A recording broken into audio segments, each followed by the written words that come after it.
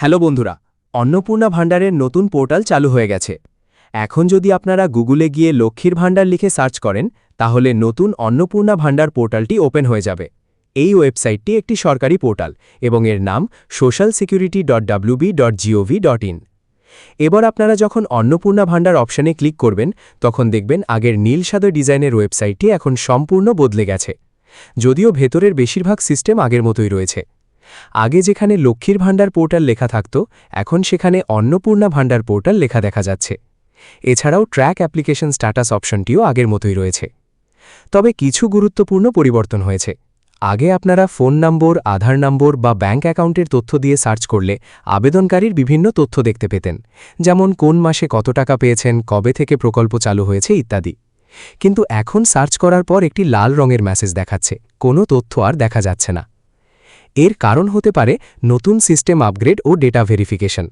আমরা সবাই জানি, আগে বলা হয়েছিল শুধুমাত্র বৈধ ও সক্রিয় উপভোক্তাদের তথ্যই রাখা হবে, অর্থাৎ যারা জীবিত আছেন, যাদের নাম ভোটার তালিকায় রয়েছে এবং যারা প্রকৃতপক্ষে যোগ্য, তাদের তথ্য যাচাই করা হবে। সেই ভেরিফিকেশন সম্পূর্ণ হওয়ার পর পুরনো লক্ষ্মীর ভাণ্ডার পোর্টাল থেকে নতুন অন্নপূর্ণা ভাণ্ডার পোর্টালে তথ্য ট্রান্সফার করা হতে পারে। আবার এটাও হতে পারে প্রথমে সবার তথ্য ট্রান্সফার করা হবে এবং পরে এখান থেকেই বোঝা যাবে কে বৈধ, কে অবৈধ বা কার স্ট্যাটাস কি।